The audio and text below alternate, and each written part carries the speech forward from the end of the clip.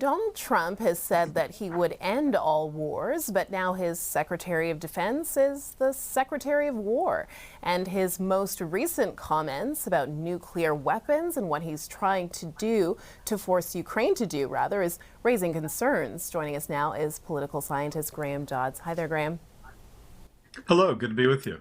Yeah, so it's been decades since China, Russia, and the U.S. have tested nuclear weapons. Now Trump says the U.S. will start testing them, and there are fears this will lead to an escalation of nuclear armament. How do you see it? Yeah, I think for people of a certain age, this is kind of a throwback to the dramatic nuclear tensions of the old Cold War era. Others are just sort of scratching their head trying to figure out what sort of national security purpose this serves. As you say, America's nuclear foes, China and Russia, haven't engaged in nuclear testing in several decades. The only country to do this in the current century is North Korea. Most people are concerned not about those old rivalries, but rather nuclear proliferation, the idea that a country like Iran could get the bomb.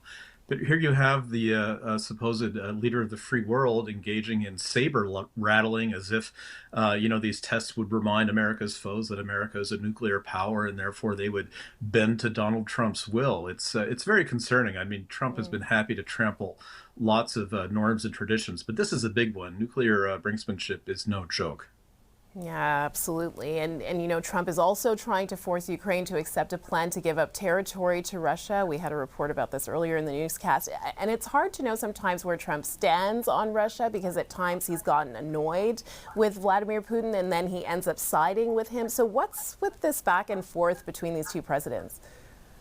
Yeah, it's a good question, and it's a tough one to answer because, consistency is not really Mr. Trump's strong suit. He is mercurial, he changes his view, and I think Ukraine's a perfect example of that. I mean, early on, he seemed to think that Russia was somehow justified in the invasion, and of course, he publicly dressed down Vladimir Zelensky in the Oval Office, but then more recently said, well, no, Ukraine deserves our support and is entitled to American military aid, and now saying Ukraine has until Thursday to decide on this Trump peace plan, which America's European allies are saying is just everything Moscow could want and more. I think Mr. Trump fancies himself a peacemaker and a candidate for the Nobel Peace Prize.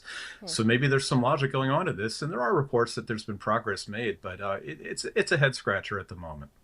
Okay. Now, Congress has voted to release the Epstein files, and Trump has now signed off on it after resisting for a long time. But they won't be released right away, and they might not be released in their entirety. So there are questions about whether the Attorney General will withhold some documents. Do you think this whole Epstein affair will ever go away? Will it ever be resolved?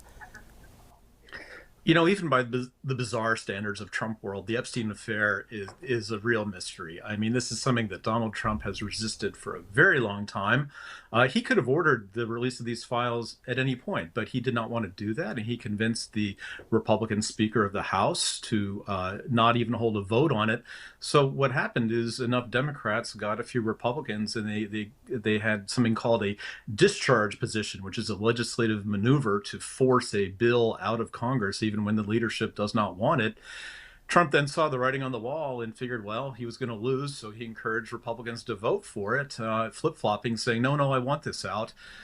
And now it's not clear if it's going to come out. I mean, these are sort of investigations that have allegations about people who've not been charged with any crime. So who knows how much will ever see the light of day. And I should say, it's not clear what's in there. I mean, at a minimum, I think it's sort of billionaires behaving badly. But beyond that, we don't know. I think the broader significance is that it seems Trump maybe can no longer command the total support of Republicans in Congress. Well, speaking of which, Marjorie Taylor Greene says she will resign from Congress. She's planning to resign in January, and she, as a Republican, had been one of Trump's most high-profile supporters. So how significant is her split from the president over this Epstein affair?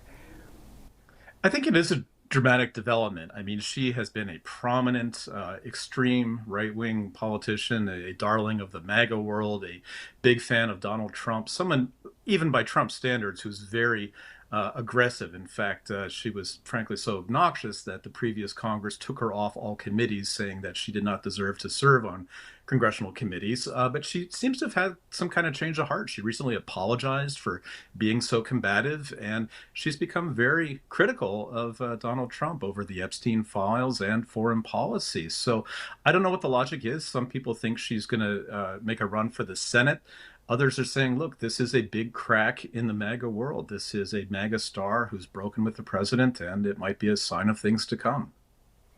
Very interesting. We'll have to continue following. Obviously, Graham Dodds, thank you. We appreciate your insights.